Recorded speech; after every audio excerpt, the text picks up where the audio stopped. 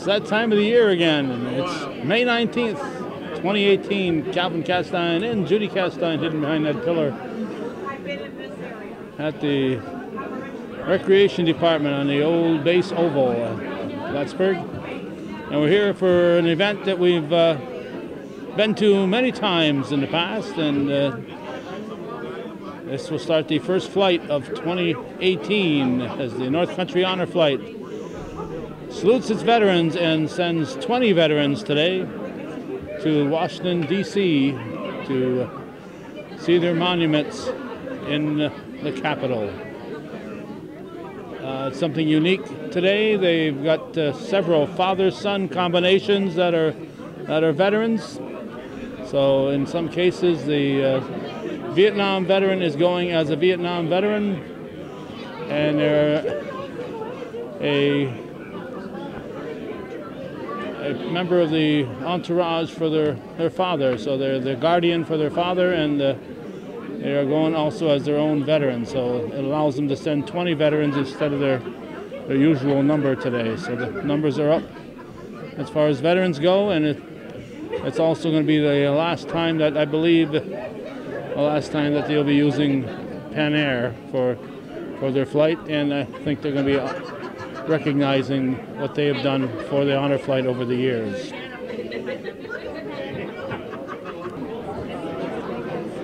As we said, there are several father-son combinations, but it doesn't necessarily have to be a father-son combination. What's your name, young fellow? Kenneth Pete. Ken Pete? And right. Who's your guardian? Russell Misak. Russell Misak. I knew your father, and this is not Felix Misak. No. How'd this happen? Ken needed a guardian to go, so I volunteered to go with him, or my wife did, and she told him I was a veteran, so I'm going as a guardian and a veteran. So. Yeah, you're a veteran of what? World War I or? No, Vietnam. Vietnam. And Ken? Korea. All right. What years were you in? 53 to 57. 53 to 57. So you get in. That's kind of the end of the active conflict there in 53. And, right. And it sounds like the Korean War might have just ended maybe a month ago. I'm hearing that, but I don't believe it. Time will tell. That's right. Yeah. And Russ, what years did you serve? 66 to 69. Was that a long 3 years? Oh, yeah. It was all overseas too, to Germany, and then from Germany to Vietnam, and then home. So. And I bet that that ground felt good when you came back home. Huh? Definitely. That's for sure. Well, Ken, after the Korean War, where did you end up going? Through 57. Where were you? Camp Pendleton, and then I went to Camp Lejeune, and finished off there. Okay. Yeah. So, what made you finally decide to go on one of these? I don't know. I thought about it, and I said the guys that went that I know really had fun and thought it was really nice, so I thought I'll try it. Okay. And it's nice when your guardian is somebody that you know, huh? Yes, it is. Yes, very much. The only thing with you, Russ, is you don't get to have a guardian because you got a double duty here. You're a veteran and a guardian. Maybe they'll have someone for me. We won't tell your wife. Nope. What happens in Washington stays in Washington. That's about it. Like Las Vegas, huh? Anything else, guys? No. Thank you. All right, Ken Pete and Russell Misak. Enough time. All right, we're going to let this fellow get out of our way here. Ernie Lapine, we met him. Met him about 3 decades ago. He was a golfer, Ernie Lapine. There, so I met him at the sectionals in the golf, and he took us on a tour of the Essex County Fair. But today he's here because his brother is here. What's your name? Russell, please. Russell, eh? Russell Lapine. Russell Lapine. Now I know Ernie lives in the Essex County area. Where do you live, sir? Up here in Plattsburgh now. In Plattsburgh? Yeah. I couldn't take commuting back and forth from Westport to Plattsburgh, so I moved up here. Moved into the big city. Yeah, no, outside the town. Oh, okay. Yeah. So you're going on the honor flight. So I assume you're a Korean War veteran? Yes. Air Force. Air Force. All right. What years did you serve? 3.5. What years? 1950 to 53. Oh, right during the best part. Yeah. Station Davis Mountain Air Force Base, Arizona. Okay. Where the boneyard is. You know my father, Russell? Yeah. Who's your guardian? My son. Your son. Yeah, and he's Vietnam vet. Vietnam veteran. Yeah. Okay. Steve Lapine, where do you live, Steve? Here in Plattsburgh. Right here in Plattsburgh. I used to know a Steve Lapine from Shazy, but you're not. No, you're not different one. him. Different one. Are you? I know that. I've heard a lot about him too. You ever get any of his bills? Well, confused a lot of them with medical records at one time. Oh, okay. I walked into a doctor's and they had a file that thick on me, and I'd never been there before. So either he stole your identity or you stole his, right? Either one, yeah. I heard he moved to Vermont, so that settled a lot of stuff right there.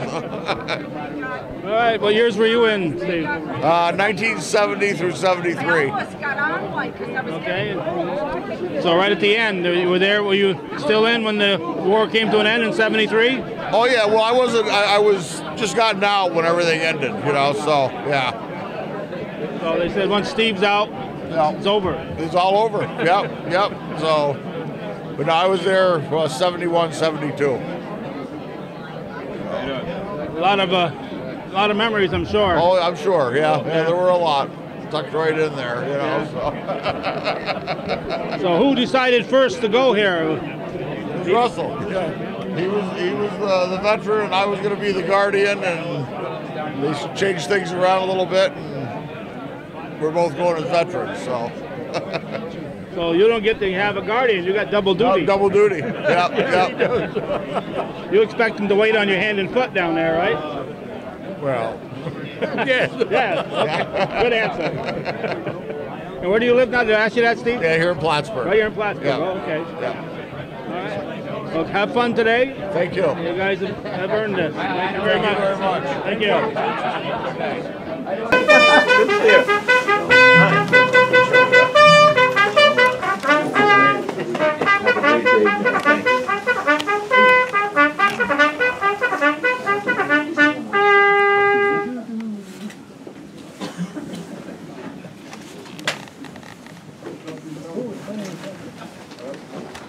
Way down. Bill. On the other end. Bill. He was way down on the other end. Bill was down. The last post. Who are all these people anyhow? Had a whole roll of them. I don't care to find out.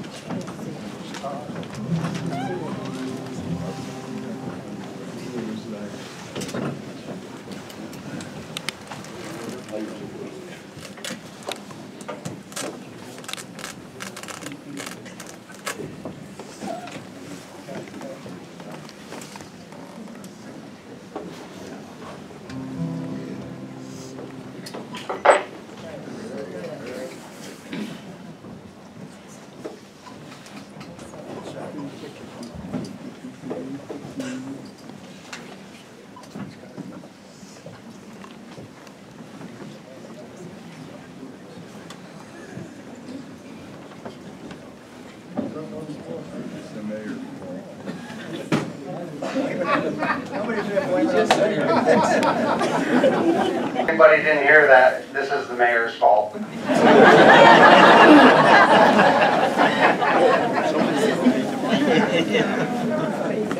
Welcome to Honor Flight number 23. As of today, we will send 346 veterans. A couple things different about today. You'll notice a wide number of veterans compared to usual. What we've run into is we've run into Korean veterans who have sons who are Vietnam veterans. We're sending them both as a family and honoring both of them. So we hope.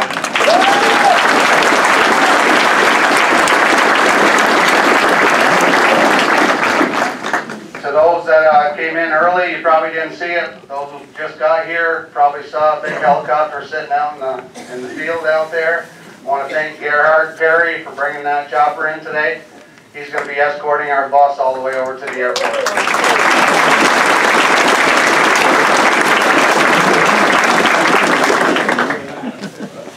As usual, our motorcycle community has gone above and beyond. A little chilly morning this morning. Thanks, guys, for going out and bringing in all these veterans.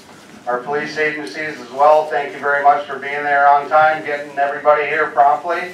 We appreciate that. Our motorcycle,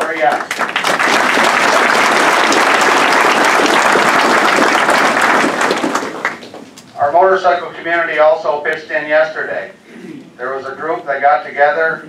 Link, wherever you are in the CBMA, they got together, went over to Swanton, Vermont, and picked up our veteran over there. So thank you, Link.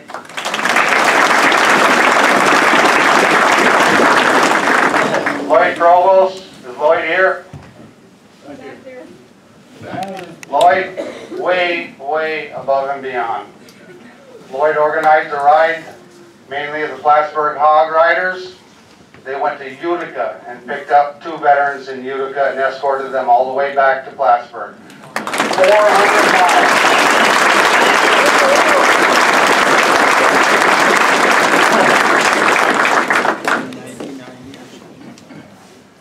Today is kind of a bittersweet day. It's a celebration of everything good. And we've named an honorary sponsor for today. Our sponsor is Penn Air. Penn Air has been a partner with Honor Flight since the beginning, starting with flight number 2. They've been there for us. We wouldn't be in the shape we are right now without Penn Air. They've not only been a partner, they're part of our family. The people up in Anchorage, we want to thank everybody. Murphy's here today all the way from Anchorage. Murphy, Missy, Danny, everybody up in Anchorage done a great job. But what has made this relationship special is the people that are here in Plattsburgh. From the people on the ground to the pilots, everybody involved. They have been there for us, and there's certain situations come up with the airline, and there's always somebody there to solve that problem. It's just been a great relationship, and we really appreciate everybody involved. One in particular, Katie Pelletier, where are you at? I'll tell you what, Katie's way in the back corner. Anything that ever popped up, Katie had an answer to it. There were certain situations where people were not going to be getting on a plane. There were situations where we might not be getting a plane. Katie figured everything out and made it go. So Katie Pelletier, thank you very much.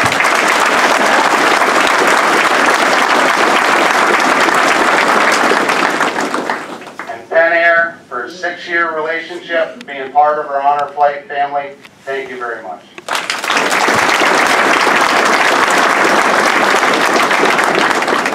We want to welcome back our host, who's been here many, many times. So Tom Hollick from Mountain Lake PBS, thank you. Come on up.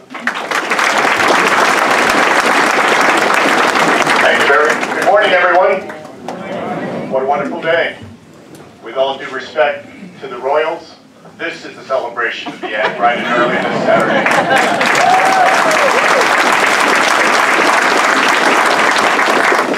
We are going to sing the national anthem and do the Pledge of Allegiance. If you would join me in standing for the national anthem and then remain standing for the Pledge of Allegiance. And we have a special guest to perform the national anthem this morning. Connie Fee has performed with the New York Philharmonic, the Houston Grand Opera, the Paris Opera, and for over 20 years in Europe with orchestras and opera companies in 10 countries. It is our honor and pleasure to have Connie Fee here with us this morning to perform the national anthem.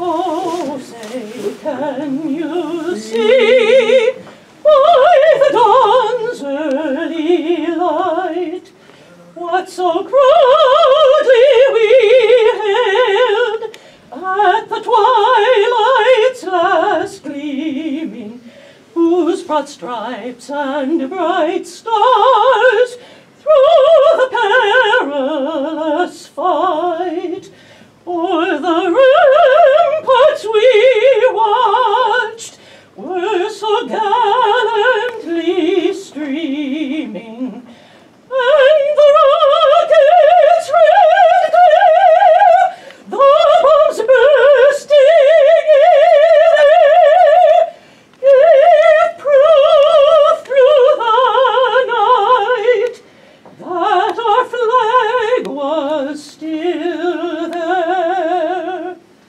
Oh, say does that star-spangled banner yet wave o'er the land of the free and the home of the brave?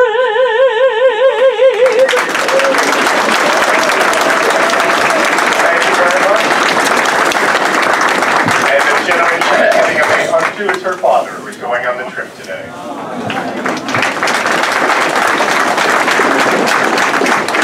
Now join me in the Pledge of Allegiance, if you would. I pledge allegiance to the flag of the United States of America and to the republic for which it stands, one nation, under God, indivisible, with liberty and justice for all. Thank you. You may be seated.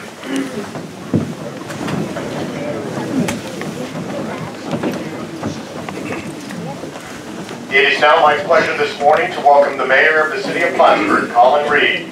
Colin is serving his first term as mayor. He is a former county legislator and former dean of the School of Economics and Finance at SUNY Plattsburgh. Please join me in welcoming Mayor Colin Reed.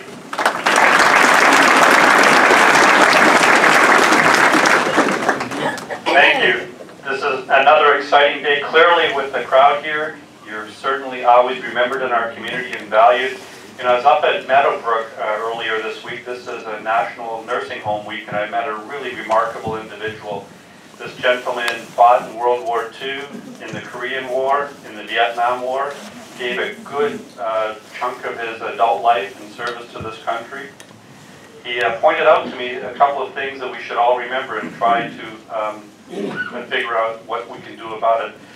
One, the nursing home industry is helping to care for many of these individuals, and it's a very difficult and expensive industry to run. We need to put more resources into this, and he really pointed out that Twitter pointed out to me just how important that is. And the second is, he's fearful of losing his home because his very modest pensions that he received from the military and from Social Security just don't rise nearly quickly enough to keep him ahead of rising taxes and rising costs. So we have to figure out the community what other communities do elsewhere. They give relief to veterans for their taxes. They defer the taxes perhaps until the sale of the home eventually. These are things that we can do right in our community to keep these people in our community, staying in Plattsburgh, near all their children and grandchildren and great-grandchildren. There are things that we can do in our community to thank them for all the things that they've done for us. We're going to start working on that, and I really appreciate all the courage, and the silent courage that you've always offered to us for all these years. Thank you, and have the most wonderful day possible.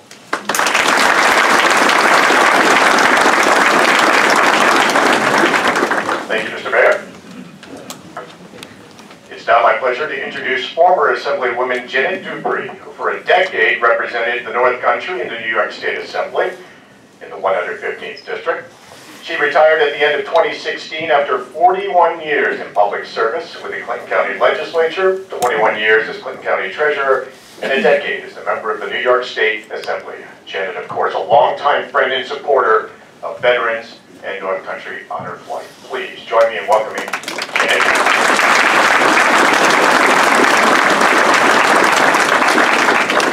Good morning, and once again, hi to every one of our veterans. This has got to be one of the most amazing things some of us have the opportunity to do every year.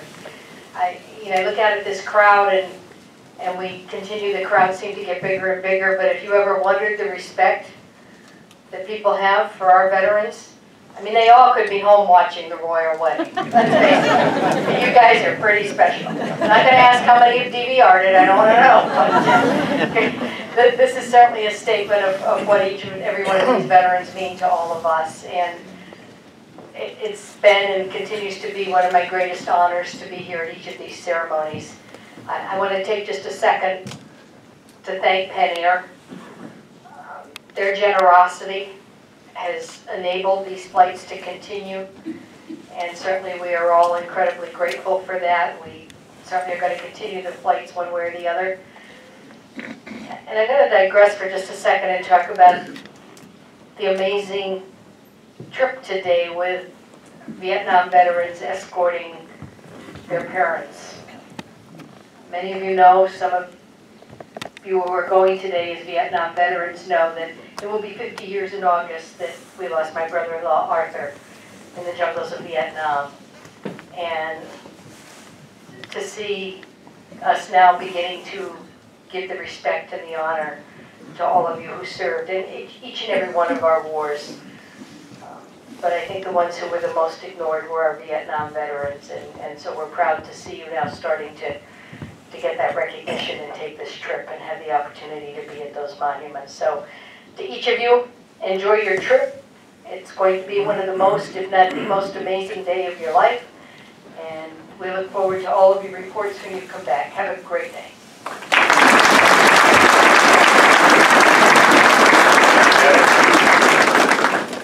I'd now like to welcome Assemblyman Billy Jones. Billy is serving his first term in the New York State Legislature, representing the 115th Assembly District, covering Clinton and Franklin counties and 4 towns in St. Lawrence County.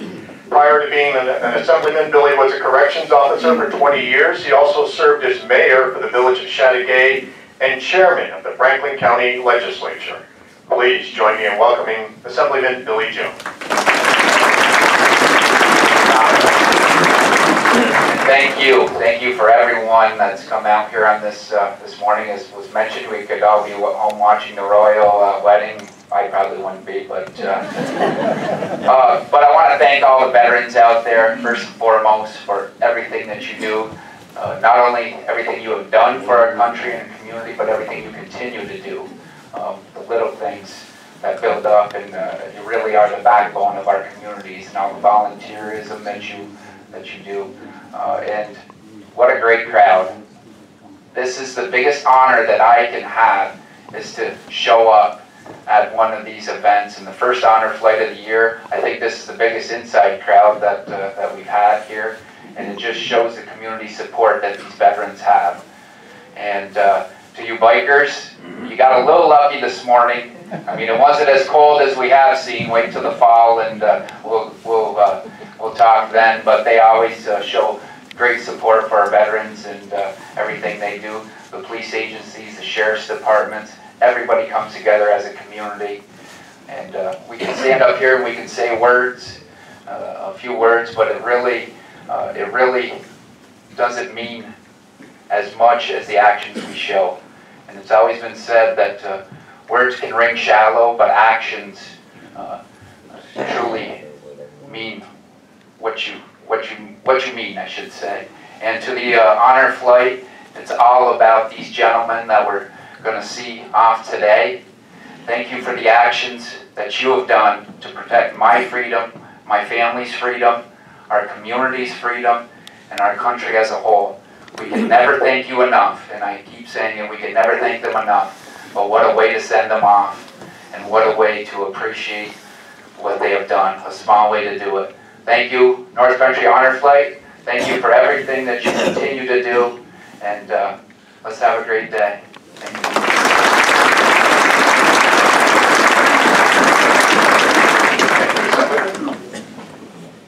It's now my pleasure to welcome Plattsburgh's Town Supervisor Michael Cashman. Michael grew up in Massachusetts and attended SUNY Plattsburgh, where he received both of his bachelor's and master's degree. After graduation, he was hired by SUNY Plattsburgh as Assistant Director of Campus Activities, while also serving on the Town of Plattsburgh Zoning Board of Appeals, and then elected, first as a town councilor, and then becoming the town's youngest ever supervisor. Please join me in welcoming Michael Cashman.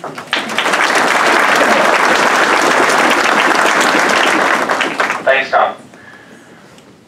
Some of you may have heard last year, and I want to bring it up because it certainly ties into a group of individuals that are flying out today. We have a very rich history here with our military, actually dating back to the Revolutionary War.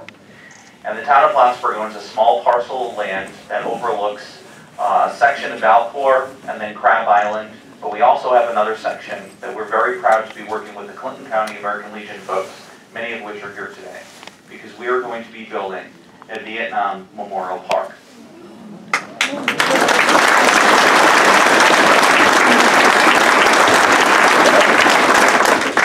No matter the war, no matter the veteran, we have a responsibility to step up for them as they have stepped up for us, over and over and over again.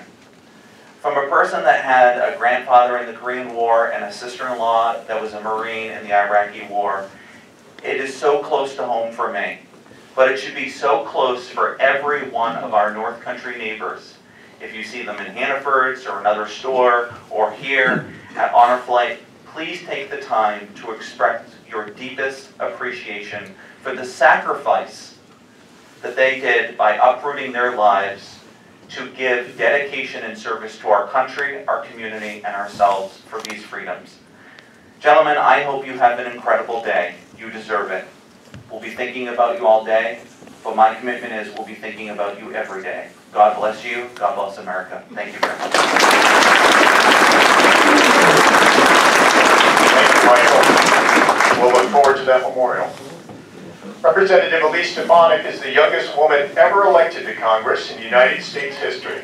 She is now in her second term representing New York's 21st Congressional District in the House of Representatives. New York 21, as many of you know, covers 12 counties across northern New York, making it one of the largest in the nation.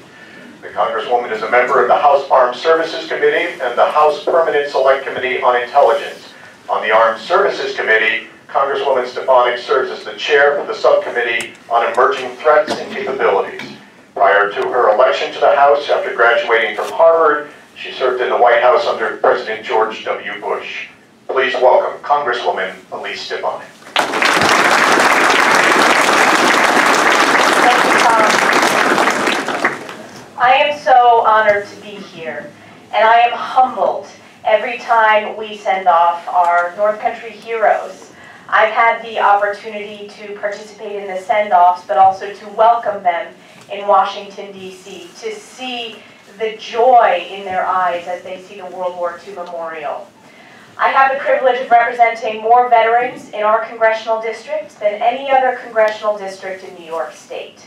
And I think that stems from our community's commitment to service and our long history of military service. With these veterans, I've been very focused on building relationships and making sure that each and every one is provided with the care and benefits they deserve. To date, my office has been able to claim over $2.5 million owed to our North Country veterans, and we will continue to make sure that they get those benefits. But as I've gotten to know so many of our North Country heroes, each individual has a unique story, and sometimes you really have to encourage them to tell that story. So I want to encourage this entire community to continue to ask our veterans to tell their very individualized stories of heroism. Gentlemen, you are going to have an amazing day, whether it's seeing the World War II Memorial, whether it's seeing veterans from all around the country who participate in honor flights, or whether it's going to Arlington Cemetery and seeing the changing of the guard at the Tomb of the Unknown Soldier. Today is about gratitude. All of these people here today, this is a way of saying thank you for your service. As Billy said, we can never thank you enough. And again, this is one of my greatest honors. Enjoy your day.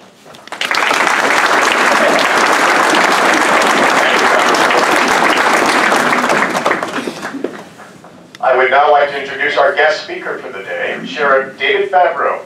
Sheriff Favreau has been Sheriff of Clinton County since he was elected in 2002 after 20 years with the Plattsburgh City Police Department. Sheriff Favreau is credited with starting the DARE program for the city of Plattsburgh in 1990, which he has continued at the Sheriff's Department.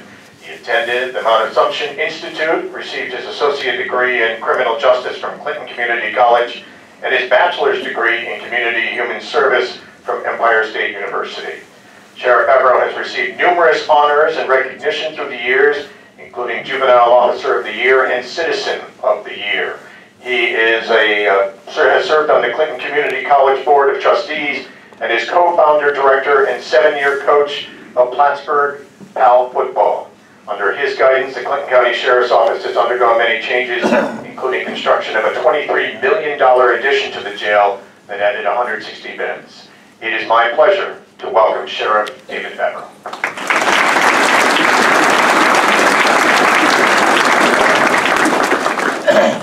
Not sure where you got all that from. Wow. What can you say after your following 41-year career, local politics and support, sitting assemblyman, sitting congresswoman, town supervisor, mayor?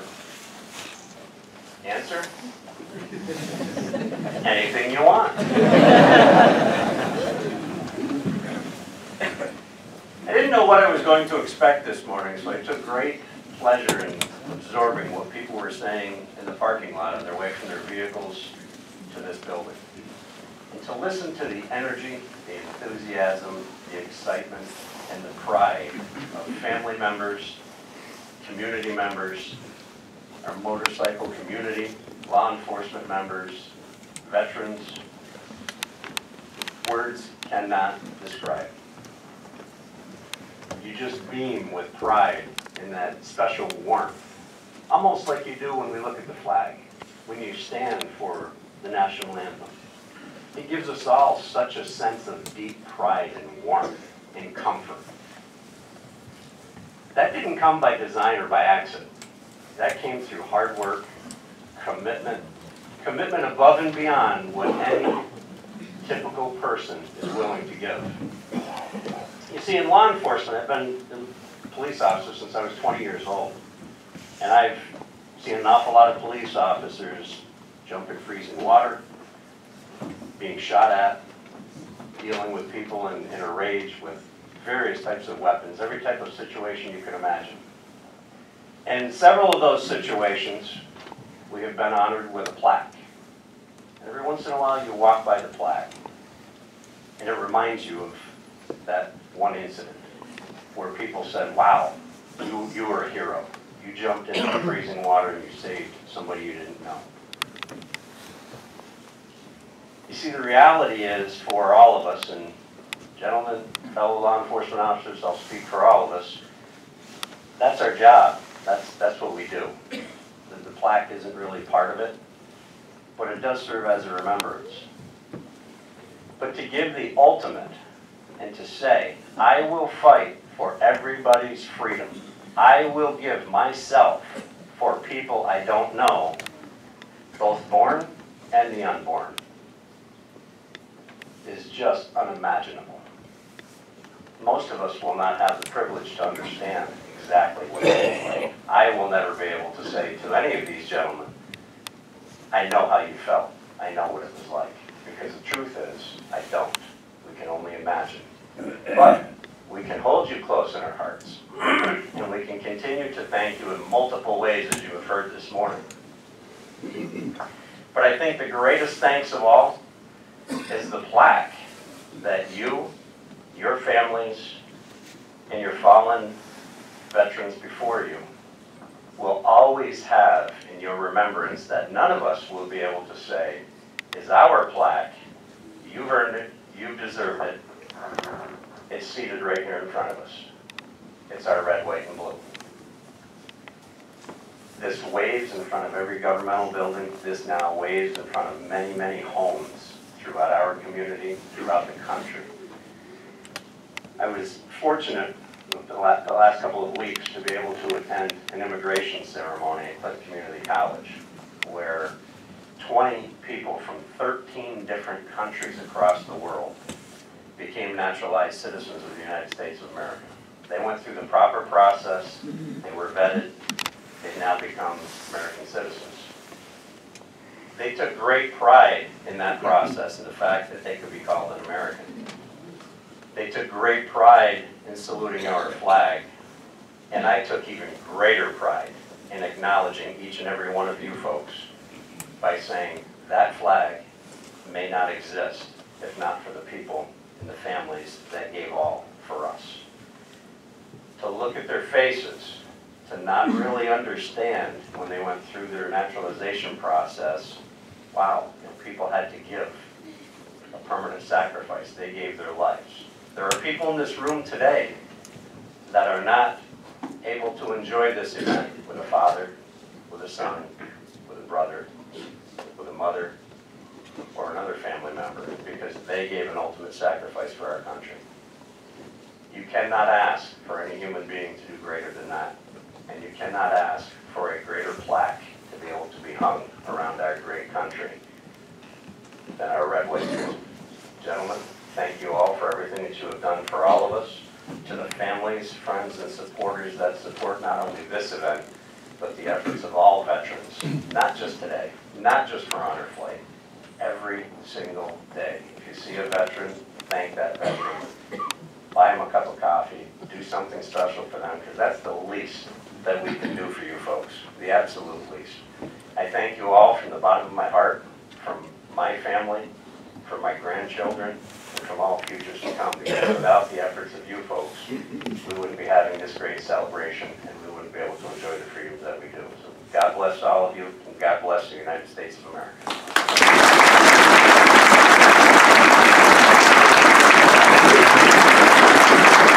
Thank you, Sheriff. Let's give a warm welcome now to Murphy Forner with Penn Air. As Barry mentioned, Murphy is here with us today. He is a Senior Vice President of Ground Operations and Business Development with Penn Air, and he came all the way from Anchorage, Alaska to be with us this morning. Let's give him a nice warm welcome.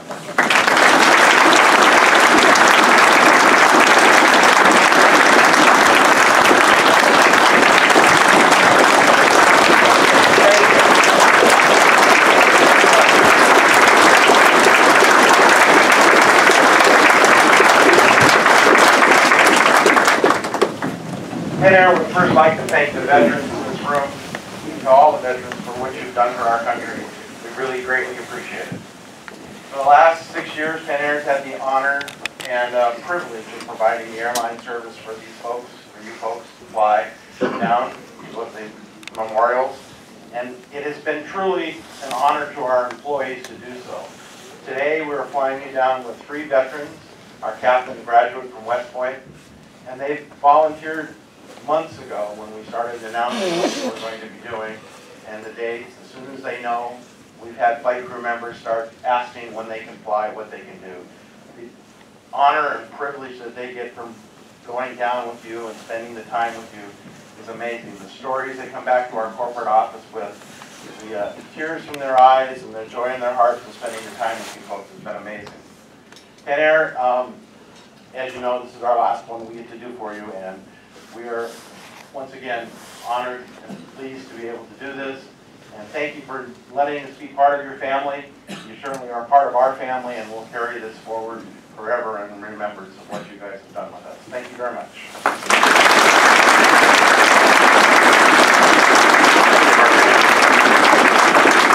It's now my pleasure to introduce Essex County Sheriff Richard Cuddy.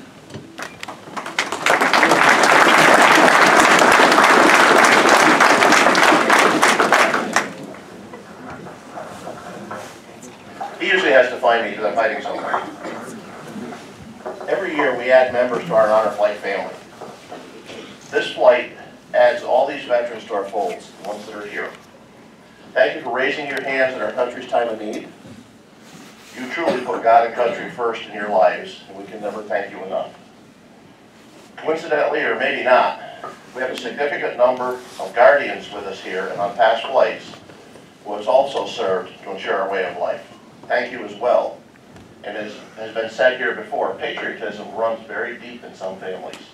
And when I mention family, I mean the volunteers that are here, the motorcycle escorts, the police, the service organizations, the kids, the public that turn out each and every time that we send off a flight. We can almost call this a family reunion. But as with all families, we grow and we diminish over time. When we are adding these new veterans to our family, we also mourn the passing of those honor flight veterans since our last flight of 2017. You can be assured that while they're not here with us in body, they are certainly here with us in spirit and sending off this next flight. And it's a coincidence, but I look up and I see an empty chair here. That was a chair that was always filled by Ross Bouillet, a World War II veteran who went ashore at Normandy. He never missed a flight. Those who have gone on before us: Ross Bouillet, Flight 2. Tony DeFevo, Flight 4. Ernest Burrell, Flight 7. Fred Cipollone, Flight 8. Raymond Plant, Flight 10. George Balukas, Flight 11. Charles Clancy, Flight 13. John McCauley, Flight 13. Alfred Sines, Flight 14. And from our virtual reality flight, Harvey Rial and Kenneth Lord. And I was just notified as well, there wasn't time to add, but Major William McKee LaBounty. We lost him this week. You'll see we placed an empty chair to my right, listing those from our last flight. Well, they are not here physically, they are certainly here in spirit to see us off. Help us to find and convince the veterans in our communities to join our Ardent Flight family. To our great sorrow, we had Kenneth Lord and Richard Turnbull scheduled to be on this flight, but they passed before they could actually fly with us.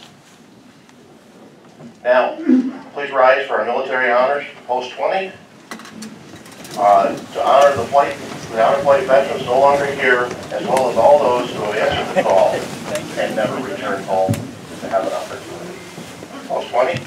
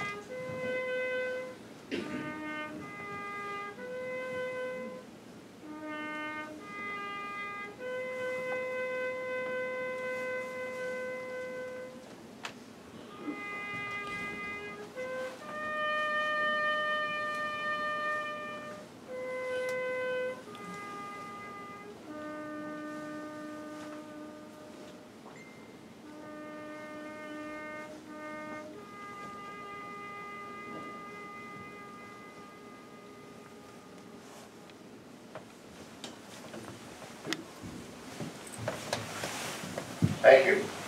And those of you with military backgrounds know that you never plan a day ahead. Earlier this week, I got a phone call that due to circumstances beyond our control, we had a veteran that was unable to fly. So we activated a standby. And as a standby flight leader, I got a phone call that said, don't plan anything for Saturday because you're going to Washington. And it is my great honor to accompany this group of heroes here today. Gentlemen, thank you.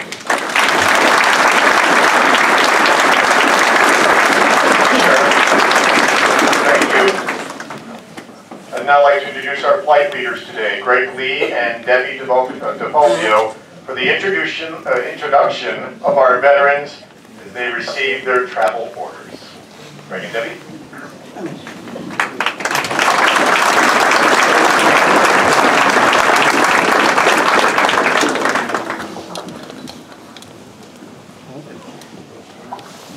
Good morning.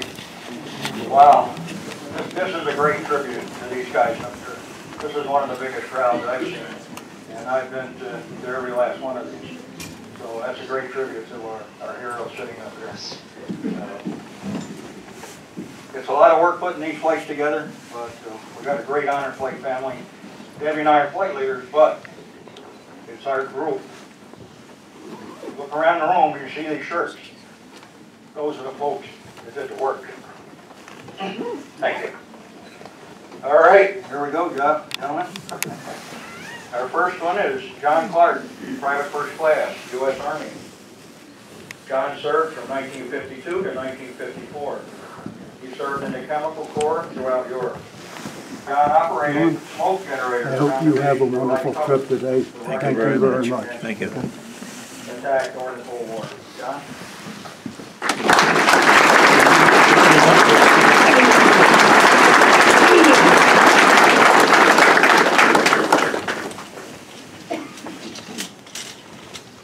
I'd like to introduce Delora Duquette, Airman Second Class, United States Air Force. He served 1954 to 1958 as an equipment mechanic specialist. He served in Europe as a procurement specialist. He would wheel and deal, and beg, bargain, or borrow like radar and MASH or whatever was needed at the time. Thank you, Delora. I might add, we're going to have to keep an eye on him today. It's my pleasure to introduce Dr. Neil Fee, Captain, United States Army, World War II, served 1944 to 1946 in the Army Dental Corps, assigned to MacArthur's Medical Dispensary in Tokyo. Often spotted MacArthur coming and going. Neil is 96 years old.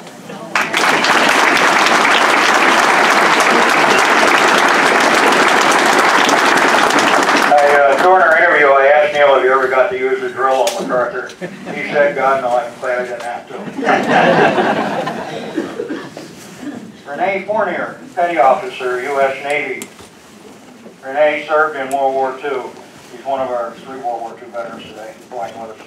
He served from 1943 to 1946 with the 7th Amphibious Force. Renee was a signalman, Morse code communication specialist. He served in the South Pacific, Corregidor, Subic. Served aboard the LSM-54, the LCI 503, and the Higgins. Renee is 92 years old.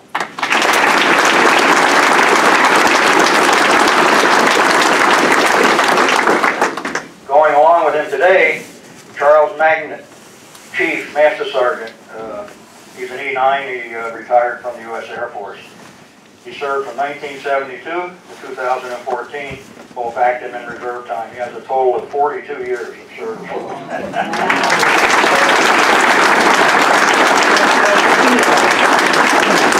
Charles was an aircraft system superintendent, a lot of responsibility. He has numerous medals and commendations to his honor. Also my pleasure to introduce Gary Hamill, who's an E3 with the U.S. Navy.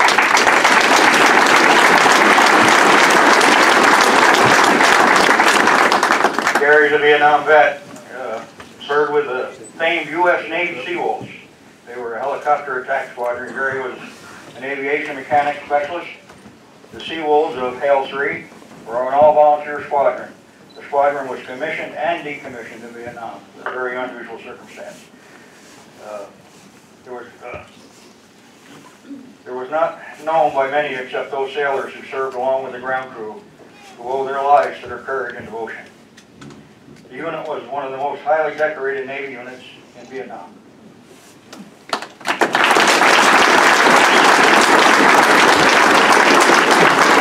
Gary is also the DAV chapter commander for the last 4 years. He also devotes many hours to the Honor Flight organization.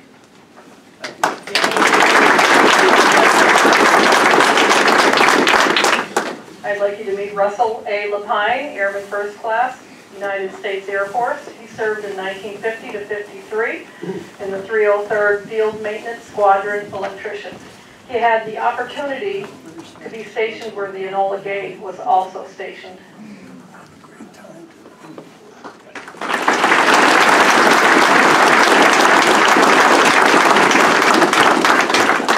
Also flying with Russell is Stephen A. Lapine, Specialist First Class, U.S. Army. He served 1970 to 1972. Specialist First Class, Spec 4, I'm so nervous. Served 1970 to 1972 with 2 years active reserve. Vietnam 87th Infantry, Munitions Transport. One of our many father and son teams today.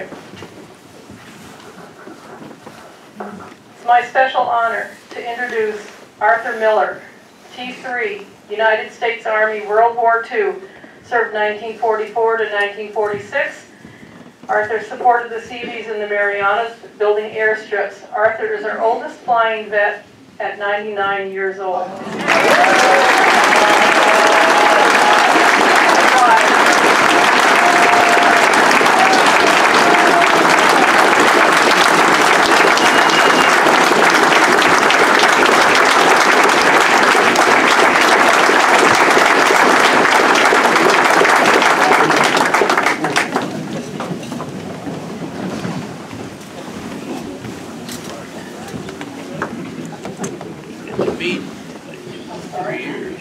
Also flying with Arthur is James Smith, E4 U.S. Army. He served in 1962 and 1965 in Okinawa. He taught pilots to fly choppers in a simulator. Thank you, James.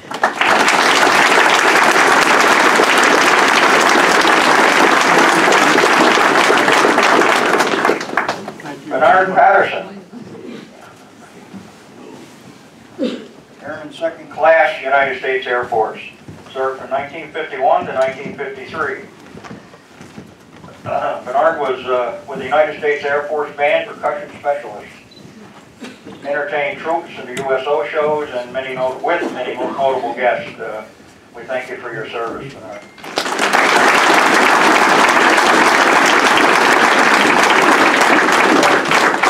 Kenneth Beat, Sergeant, United States Marine Corps.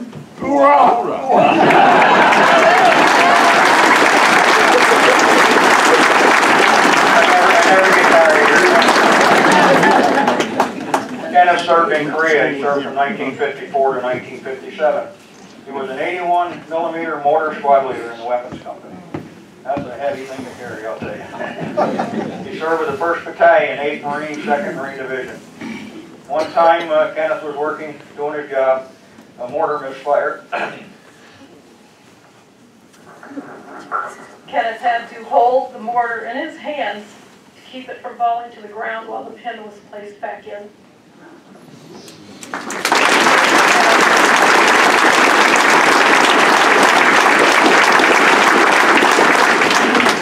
Traveling with Kenneth today is Russell Mesick, a Spec 5 of the U.S. Army who served in Vietnam.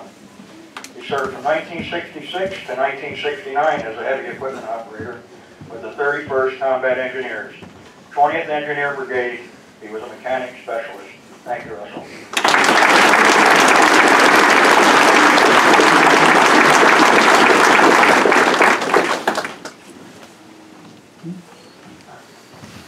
It is my pleasure to introduce you to Don Silver, Airman First Class, United States Air Force, Korea. He served 1952 to 1956 in the 54th Armament Specialist. He was top score rifleman. Don liked to find a hiding place to take a nap, which just happened to be on top of rockets in a trailer marked live ammo. Thank you, Don.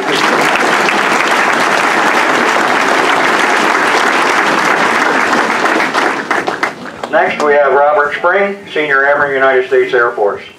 Robert served from 1950 to 1954, served with the 625th Aircraft Control Warning Radar.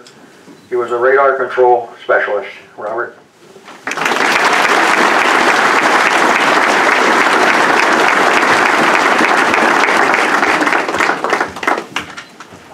Now we have Joseph St. Dennis.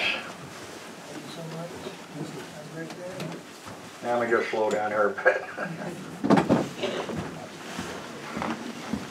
Next we have Joseph St. Dennis, gunner's mate, 2nd Class U.S. Navy, served 1948 to 1954. He served aboard the USS Taconic and the USS Donner and the LSD-20. He's a firearms assembler.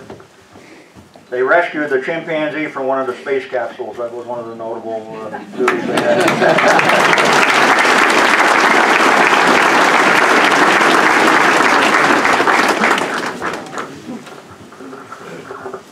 Robert Taranjo Sr., Airman 2nd Class, United States Air Force, Korea, served 1951 to 1967 in the 517 Material Squadron SAC. Robert would launch ICBMs and he slept under the missiles. His job was underground 3 days on and 3 days off. Thank you.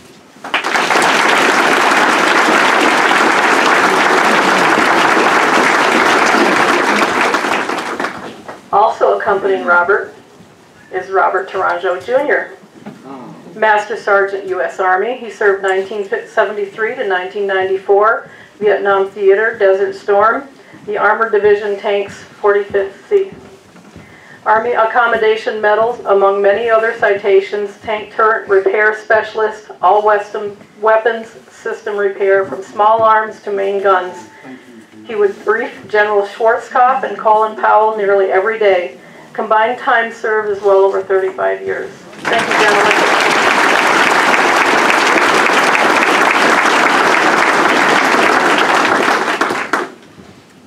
Edwin Vedette, private first class. That's here, sir. Had trouble with that. Yeah, I got trouble already. United States Marine Corps. Served from 1954 to 1957. He served with the 2nd Marine Division Air Wing as Aviation Ordnance Specialist.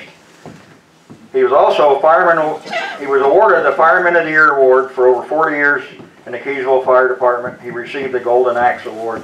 And when Debbie were doing our interviews, we had the opportunity to see that Golden Axe. That's great.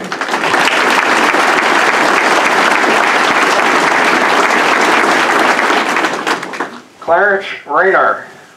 Oh, I'm sorry. Forget that. I jumped one. John Zalanzi, U.S. Army.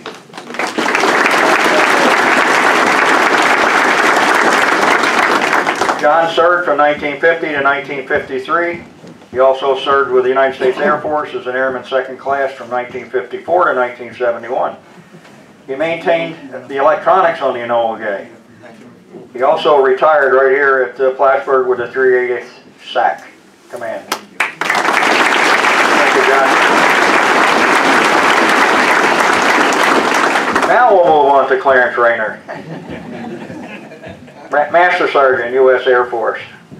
Clarence served from 1968 to 1985, or 1988 in Vietnam. He was an aircraft environmental systems specialist with the 355th Tactical Fighter Squadron. They received the Air Force Accommodation Medal as well as many other citations. Thank you, Clarence.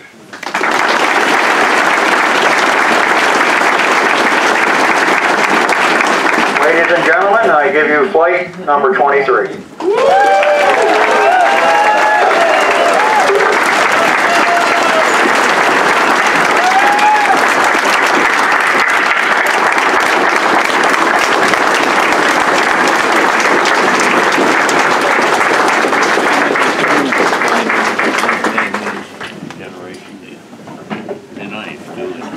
Thank you, Greg and Debbie. And now what has become a special part of this ceremony, shortly after the terrorist attacks on September 11th, students in Penny Nyhouse's 6th grade class worked with local musician and Adirondack legend Roy Hurd on a song to express what the colors in the American flag symbolize to them. The students wrote this song that the 4th and 5th graders with the school chorus now perform at every honor flight ceremony. And this morning, we are so privileged to have Roy Hurd here with them to perform this wonderful song, Red, White, and Blue.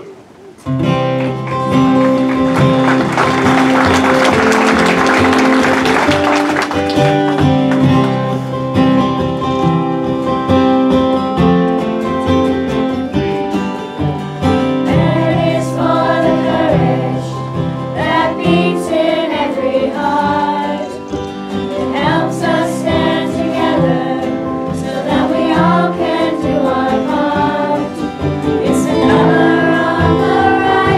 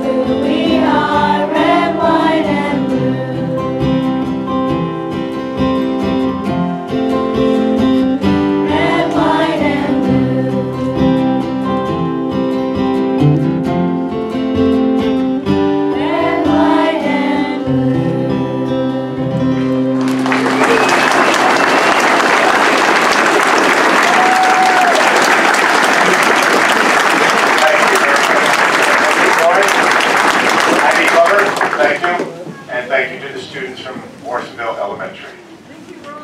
Thank you. Now for our closing prayer, I would like to invite up Pastor John Farmer. Pastor Farmer is an Army vet, a Vietnam vet, who served with the 11th Infantry in Bien Hoa, South Vietnam in 1972. Thank you.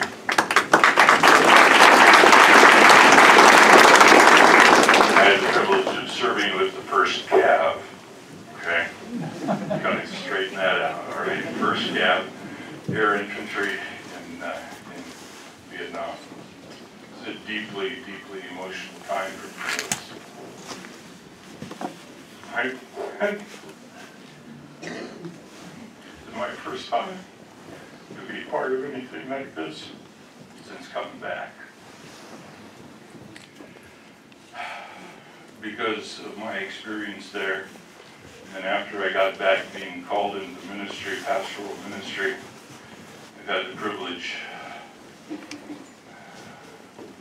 dealing with many of the guys who came back with wounds too deep for words. Vietnam being the first war that we fought where our enemy was virtually indiscernible, didn't know who they were.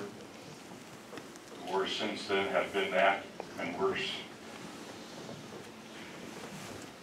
I will forever remember the call that I got from one of my gals in church. I had played softball with her husband, Bob. He had been in the worst of the worst, Tet Offensive in Nam. Case calls me and says, Pastor John, Bob's in the doghouse. I said, oh no, what did you do this time? She said, no, he's literally in the doghouse. I went over and I found him drunk on his butt, curled up in the fetal position, crying like a baby, rocking back and forth in the doghouse, repeating over and over and over, I didn't know. I didn't know. I didn't know. I sat down in the dirt at the door to the doghouse and listened.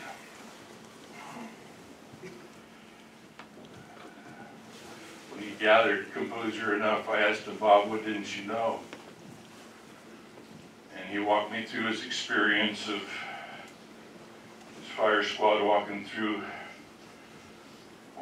a village, being engaged, got into a firefight, he killed 2.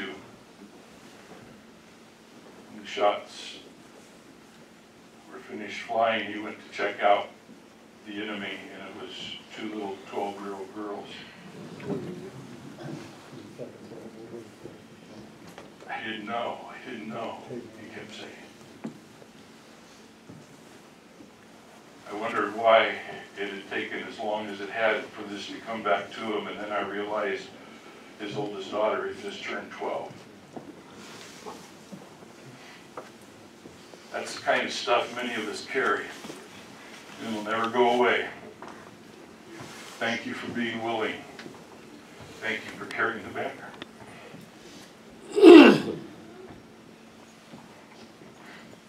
Let's pray.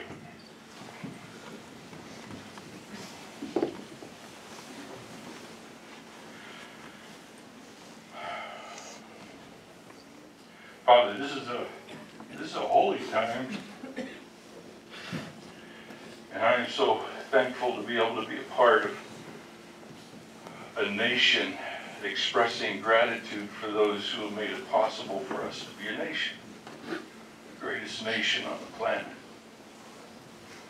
The freedoms that we enjoy, the prosperity that we enjoy. These seated here in our presence today who are being honored with the flight to our nation's capital, we are so thankful for them.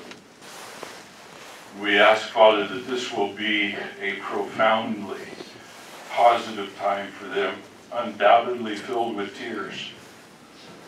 Would you be very close to each one as they walk through the memories, as they receive the honor that undoubtedly they are very uncomfortable with. Most veterans really don't like to be called heroes. We're just doing our job. But we thank you for these.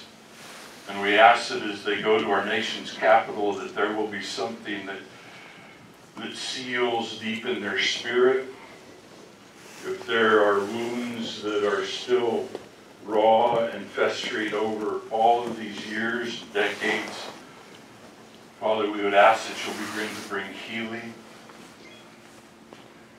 and that there ultimately will be a great joy as they see the flag fly every time our hearts soar.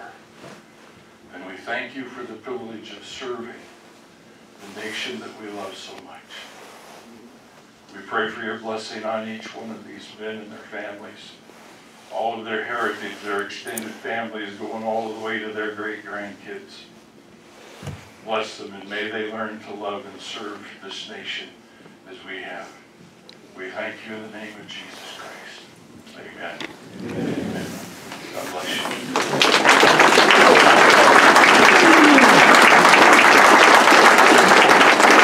Thank you, Pastor John. Thank you for attending this morning. You are welcome to join the motorcade over to the airport, which is always a wonderful experience. A helicopter to escort our veterans this morning. All sorts of first responders and volunteers along the groups to wave to them and send them on their way to the airport. There will be, as always, a designated lot where you can watch the takeoff from the parking lot. Always a wonderful sight to see the Penn airplane dipping its wing as it flies overhead on their way to Washington. And then remember, tonight at 10:30, around 10:30, our veterans will be returning right back here to the Oval. We hope you can make it back tonight to help provide them with a warm welcome home after this memorable day for them in Washington. Please join us now as Executive Secretary Pauline Stone is going to introduce our veterans for our Walk of Honor as they board the Honor Flight Clubs.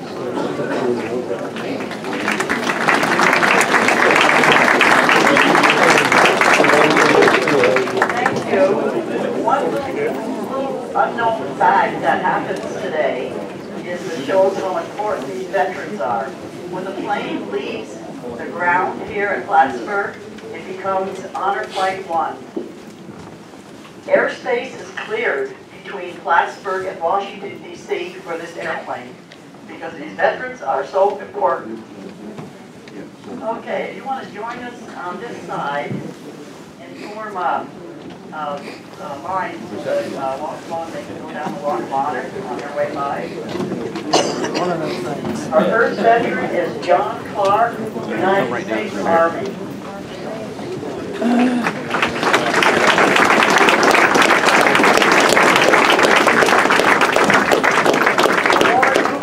United States Air Force.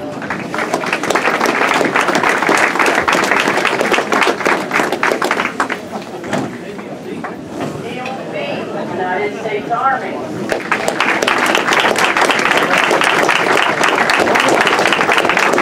Dave Forger, United States Navy.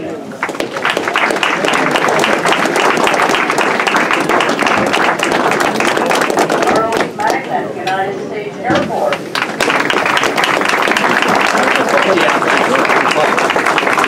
I'll see you on the bus. Oh, yeah. Have a good flight. Thank you.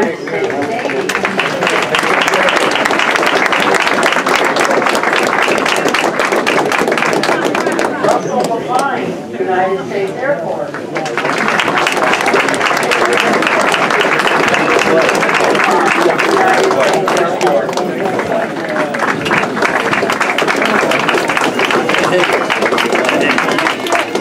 Arthur Miller, United States Army.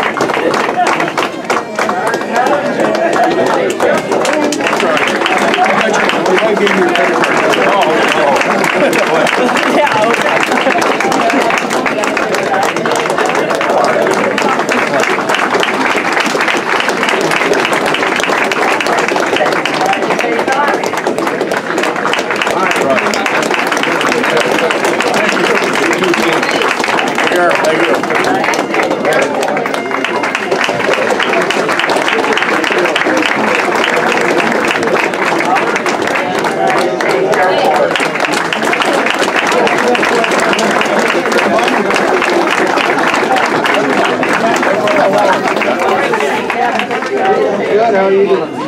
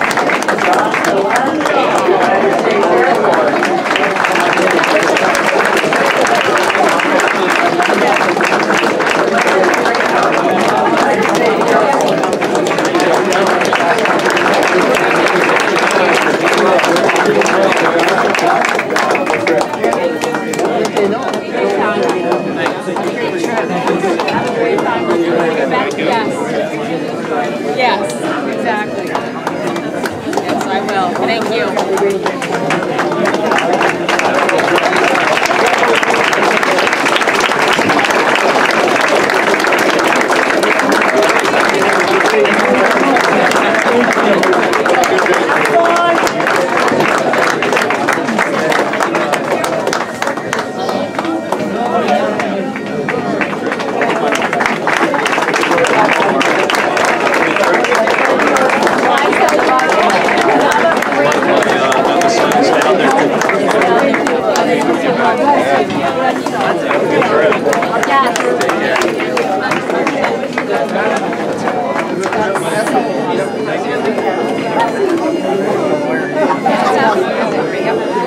Where's he gonna go?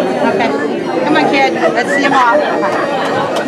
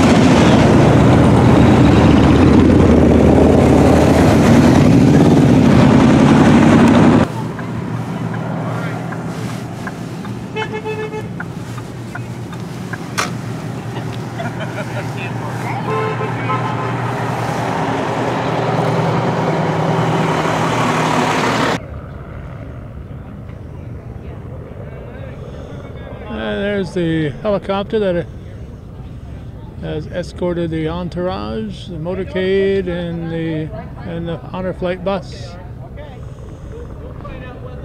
to the Plattsburgh International Airport. As usual, the Knights of Columbus and the American Legion Post 912 are here, ready to greet the veterans as they disembark the bus. Motorcade will go in that lane, and the bus will come in the lane closer to us.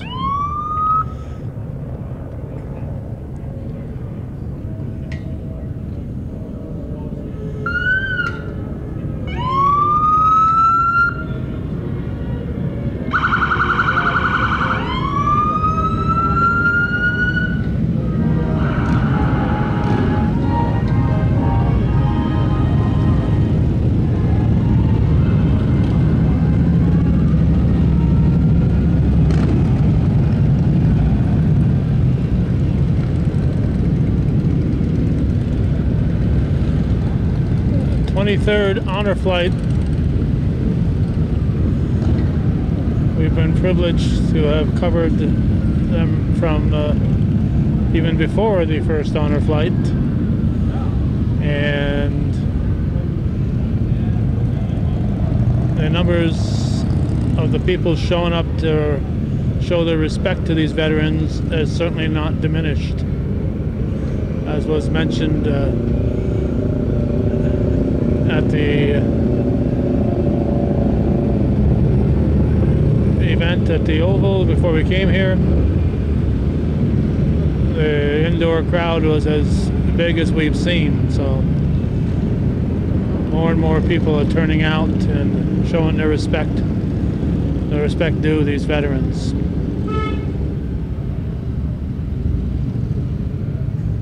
And the bus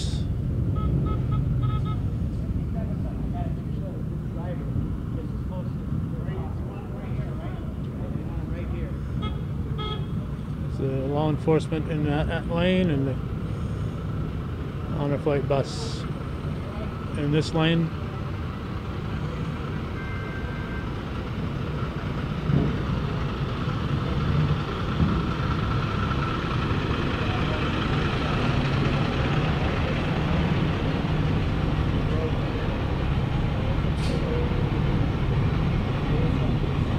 And their name, each flight gets their name on the side of the bus. We're going to get in position.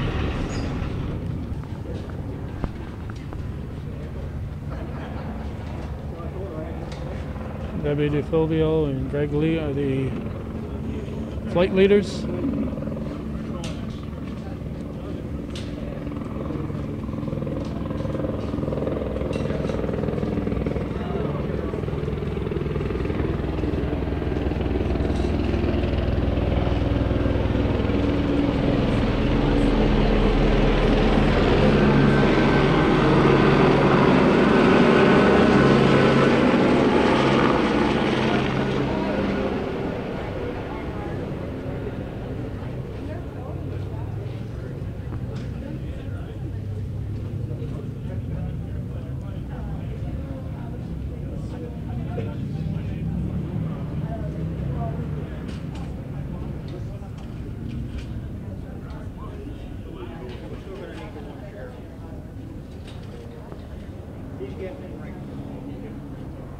Thank you again, everybody. Man from Pan Air has been such a part of this honor flights. The first honor flight went out of Albany, but since then they've come out of here, out of Plattsburgh, and Pan Air has been more than just an airline. They've been part of the team.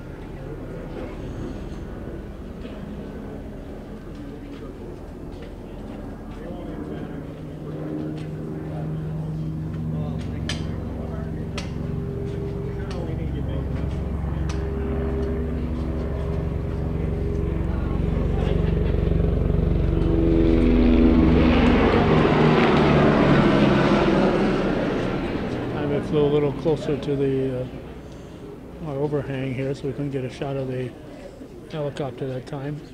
See more and more vehicles that were part of the entourage arriving to see these fellows off.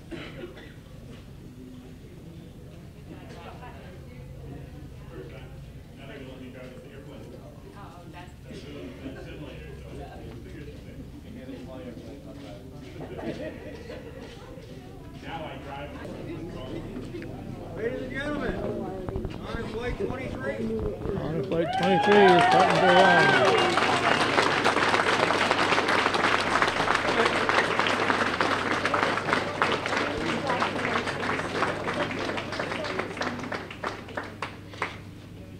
Color guard, chin hook.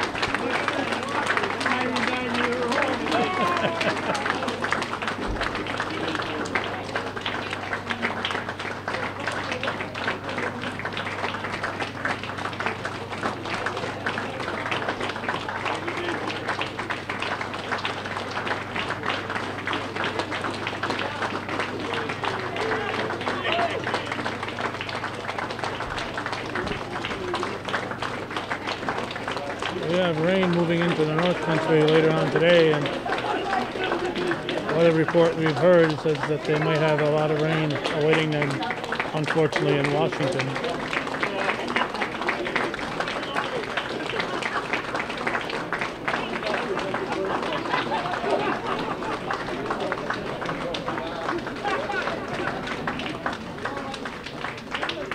Gary Hamill, of course, usually part of the ground crew here, but today he's getting his well-earned flight, as is Richard Cutting, who was on standby. One of the veterans couldn't make it today, so Richard Cutting was on standby, a Vietnam era vet. So he is going.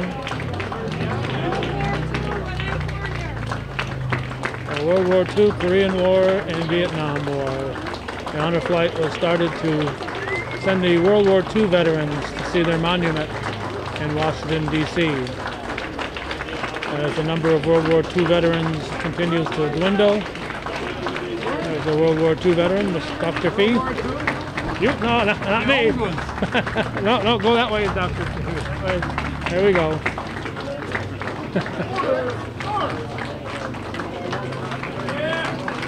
And as always, we like to follow the entourage in. We get to feel part of the applause this way, and show you what they experience when they get here.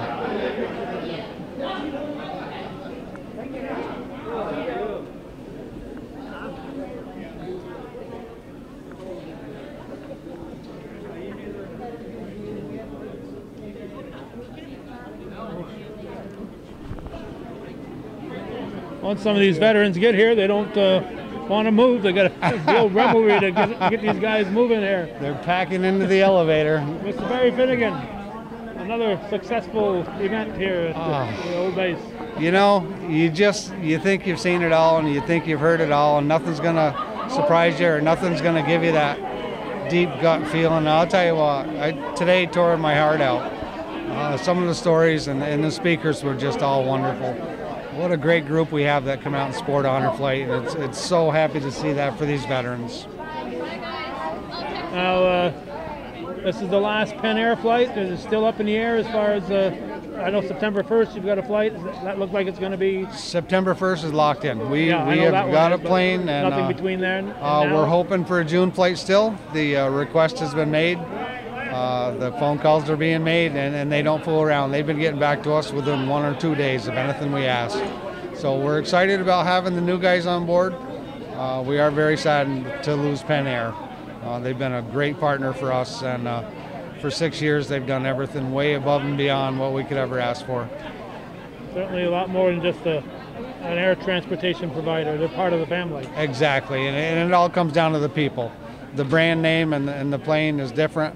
The people that run it is what makes a difference. The pilots have become close friends. They help us out all day long because they take the trip with us.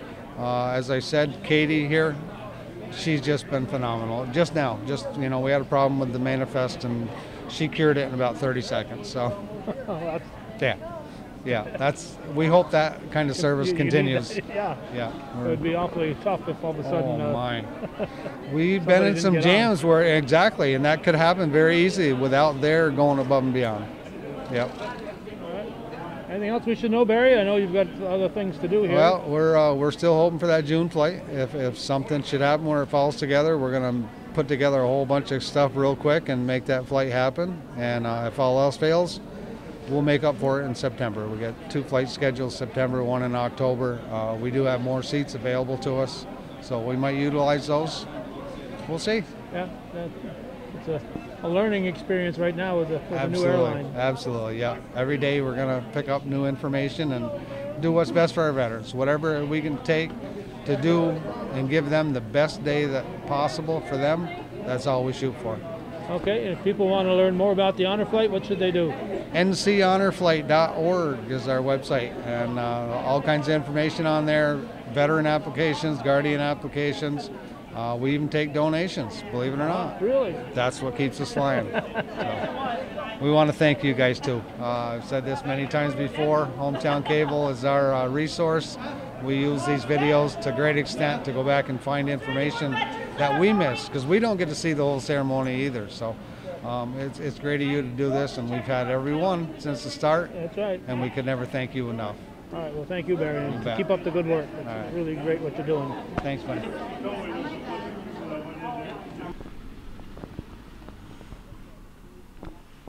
We're going to close with this shot outside of the airport, looking at the Honor Flight bus as we get more and more traffic coming through here. Hi, Calvin. Hi, Ernie Lapine. You're on the air. Thanks for doing what you do. Thank you. All right. Ernie Lapine. Man, he gave us a tour of the Essex County Fair many years ago. A good guy. On that Elizabethtown, Westport area. And he was very involved with covered the first time we covered the sectional golf championship where we met Ernie, and considered him a friend since then. I want to point out this little corner here of the bus is dedicated to our late friend Mr. Gordy Little, who left us 2 years ago, and they thought enough of his efforts to recognize him with a spot on the bus. So our congratulations to the start of another beautiful day in the lives of these honored veterans, and we want to recognize the hard work that goes through with all the people who volunteer for the North Country Honor Flight and honor flights throughout the country. They're paying tribute to very deserving people. So I'll wrap it up. Hometown Cable's look at honor flight number 23, North Country honor flight number 23. You're watching viewer-supported local television, Hometown Cable. TV we think is worthy of your support, Hometown Cable. Thank you for watching.